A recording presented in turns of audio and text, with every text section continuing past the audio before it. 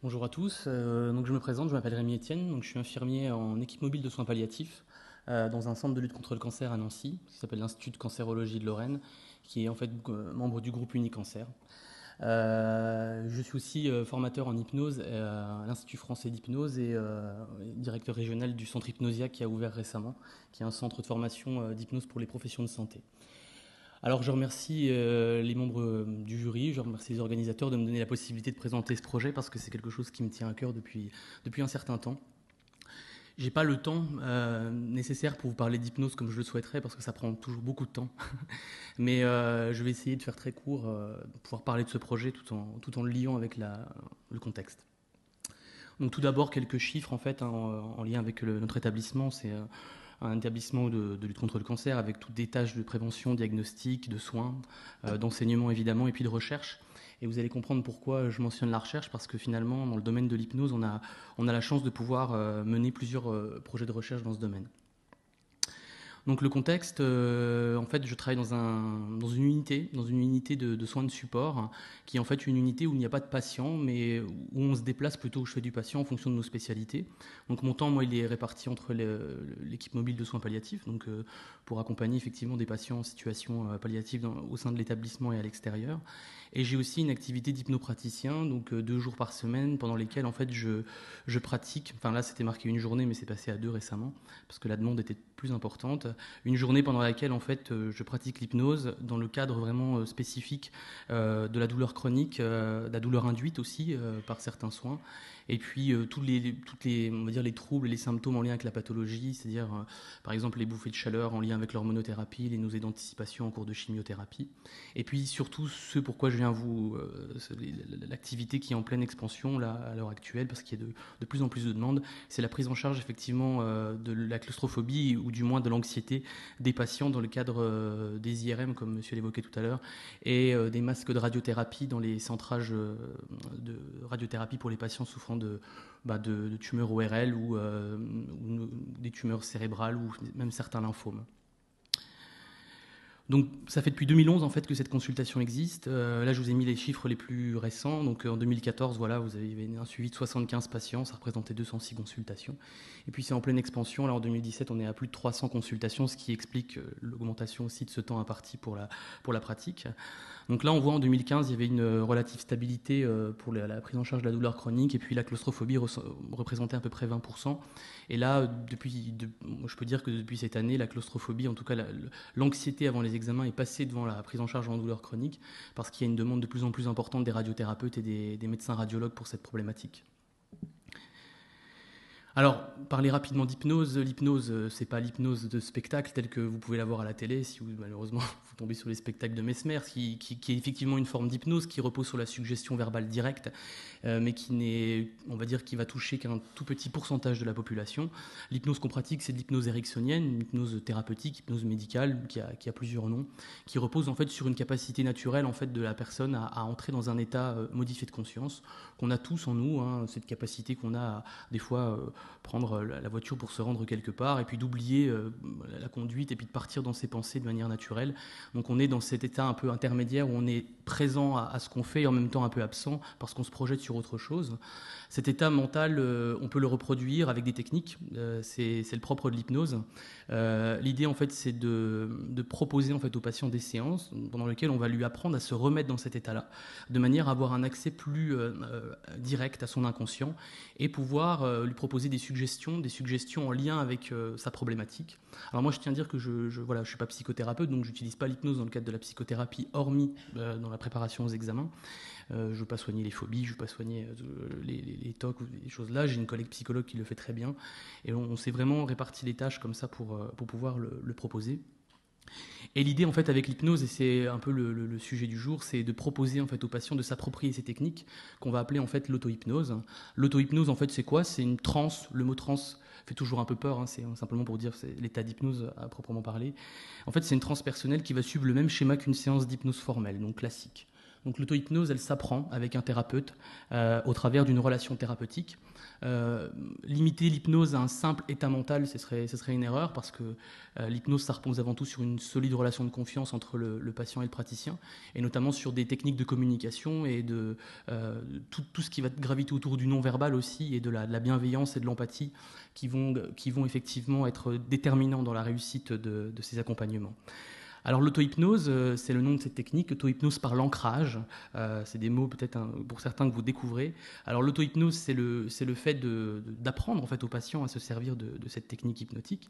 Et l'ancrage, en fait, c'est une technique.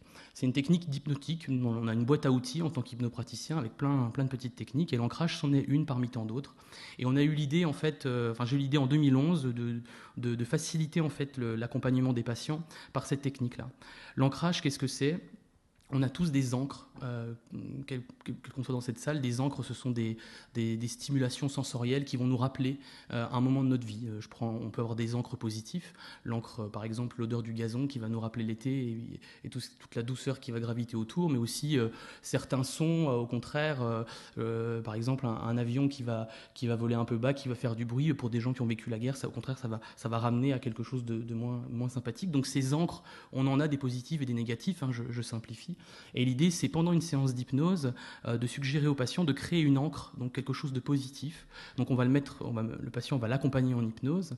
Et pendant sa séance d'hypnose, l'idée, c'est, en l'occurrence là, je vais demander au patient en plein état hypnotique de mettre à l'intérieur de sa main tout le confort, tout le bien-être qu'il peut ressentir pendant la séance. Et en postulant, en lui expliquant pendant la séance qu'à chaque fois qu'il referme le poing, il repart dans ce même état. Donc ça paraît un petit peu étonnant comme ça de se dire, en fermant simplement un poing, on arrive à couper l'anxiété du patient. Et en fait, on s'est rendu compte que de plus en plus, voilà, je passe parce que c'est ce que je viens de vous expliquer en fait à l'instant. On s'est rendu compte en fait que en accompagnant les patients, en leur proposant ça, on évitait en fait des crises d'anxiété, notamment des retraits de masques intempestifs lors des centrages de radiothérapie ou des des véritables attaques de panique dans l'IRM. Donc pour le moment, ça reposait que sur de l'observationnel pur. Donc on a fait une petite étude observationnelle où c'est le poster qui se trouve ici, qu'on avait publié à la journée de la Société française de radiothérapie et d'oncologie, où on avait suivi une dizaine de patients qui souffraient de tumeurs des voies aérodigestives supérieures et qui devaient bénéficier en phase de centrage de radiothérapie, avec effectivement ce masque de contention-là, donc des patients qui étaient en plus sujets en tout cas à la claustrophobie, en tout cas à l'inquiétude. Je pense que même sans être claustrophobe, en voyant ça, on peut tout à fait être inquiet. C'est des masques qui sont fixés sur la table de radiothérapie pour empêcher le patient de bouger pendant la séance. On peut à la rigueur ouvrir des parties du masque, mais ça va dépendre en fait de la zone qui est irradiée, parce que si on ouvre à l'endroit où il y a l'irradiation, on risque d'avoir une moins bonne stabilité. Donc l'idée, c'était de se préparer ces patients avec cette technique-là. On le fait dans deux cadres principalement, c'est les plus grosses demandes. Donc le scanner de centrage, qui est le scanner qui est nécessaire au repérage, comme Madame évoquait tout à l'heure, pour les séances de rayon. Donc c'est le moment où on va mouler le masque sur le visage du patient, où le masque va durcir sur le visage du patient, il ne pourra plus bouger pendant un certain temps. Et puis le deuxième objectif, c'est préparer les patients pour les IRM. Et on a suivi ces 10 patients, et ces 10 patients-là, en fait, en observationnel, ont bénéficié, en fait, effectivement, sans prémédication, à leur demande, hein, c'était pas de l'expérience, de séances d'hypnose, et ont pu, alors unique, hein, ça je tiens à le signaler, et l'idée c'est de pouvoir, parce qu'en général ces séances sont nombreuses, il y en a une vingtaine, une trentaine, l'idée c'est d'autonomiser le patient, puisqu'une fois que la technique marche la première fois, en règle générale, ça se passe bien pour la suite. Donc ce qui évite en fait de décrocher un thérapeute au long cours pour toutes ces séances, et ce qui redonne en fait de la maîtrise et du contrôle au patient pour les séances d'hypnose. Donc là, c'est une photo qui explique un petit peu mieux comment ça se passe. Donc vous avez effectivement là le patient qui va rentrer dans le tube avec le masque qui est plaqué. Donc là, on voit, il reproduit la fermeture du poing. Et souvent, ce qui se passe, en fait, on se rend compte que c'est un phénomène de focalisation de l'attention. À partir du moment où on a donné cette tâche-là, effectivement, de se centrer sur cette fermeture du poing et sur ce bien-être-là, ça casse, bon, c'est un postulat, hein, la crise d'anxiété, parce que la focalisation, la pensée ne s'accroche pas sur les éléments négatifs. Donc on veut, je reviens à la diapo d'avant, on aimerait en fait mener une étude observationnelle multicentrique qui permettrait d'évaluer la prise en charge de la claustrophobie au sein des CLCC. Et l'idée, ce serait peut-être à terme d'harmoniser les pratiques, au moins en l'évaluant, parce que là, c'est empirique, on voit que ça fonctionne, mais on ne sait pas trop comment ni pourquoi. Donc on voudrait mener cette étude observationnelle. Je lance un appel aux 2 autres centres de lutte contre le cancer et même aux autres hôpitaux qui souhaiteraient y participer. Je crois qu'il y a l'Institut Curie et Léon Bérard. Et l'idée, ce serait de faire cette étude observationnelle-là et voir ce que ça peut donner. Bon, j'ai pas le temps de vous parler des autres projets de recherche, mais on en fait avec la douleur, on en fait aussi avec l'anxiété, et ça donne pour le moment plutôt de bons résultats. Donc les avantages de cette technique, c'est une technique qui est facilement reproductible, ça prend très vite, ça peut être fait 1 heure avant la séance, c'est pas obligé de réserver des créneaux horaires particuliers. Le coût humain et matériel est modéré, il y a un coût de formation évidemment. J'insiste bien sur le niveau de formation qui est important en hypnose, parce qu'il n'y a rien qui encadre la pratique de l'hypnose en France, donc vous fassiez 2 jours de formation, vous fassiez 2 ans, vous pouvez ouvrir votre cabinet du jour au lendemain, c'est vraiment très problématique en ce moment. Donc on demande au moins un niveau DU ou un DU en hypnose, ou en tout cas des instituts de formation qui forment que des professions de santé, donc des formations qui sont sur au moins 2 ans, donc c'est un coût relatif entre 3 et 5 000 euros. Un lieu calme, donc à l'hôpital ça paraît anodin, mais c'est compliqué de trouver des lieux calmes, c'est un peu le paradoxe, mais il y a du bruit partout et tout le temps. Donc moi j'ai une petite salle sans fenêtre, qui est d'ailleurs un bon test diagnostic pour les patients claustrophobes, et qui en fait permet effectivement voilà, il y a une double porte qui me coupe un peu du son et qui me permet d'être vraiment au calme avec eux, puis un fauteuil de relax, confort. Le taux de réussite, là, ce n'est que sur de l'observation, est élevé. On a peut-être eu sur les 40 patients qu'on a suivis depuis 2017, 2 ou 3 patients qui n'ont pas répondu et pour lesquels on a augmenté la prémédication. Il y a un sentiment de contrôle de la part du patient qui est plus élevé. C'est une technique qui est peu chronophage. On dit des fois, mais tu reprends une demi-heure ou 40 minutes avec le patient, ça va décaler les séances. Bah oui, mais le problème, c'est que de toute façon, si les patients ne peuvent pas avoir sa séance, on va avoir un retard de traitement, voire même des fois, on va passer à des traitements moins performants.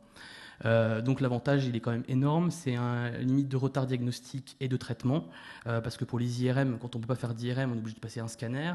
Donc c'est un examen qui va être un peu moins pointu. Les PET scans, c'est les mêmes problèmes. Les scanners émission de position, et puis le retard de traitement, plutôt en lien avec la radiothérapie, où là c'est vraiment problématique. Les limites de l'étude, donc c'est des résultats empiriques, on les observe seulement, on voit que ça fonctionne, ça fait 4 ans, les radiothérapeutes m'envoient tous leurs patients, enfin en tout cas leurs patients anxieux.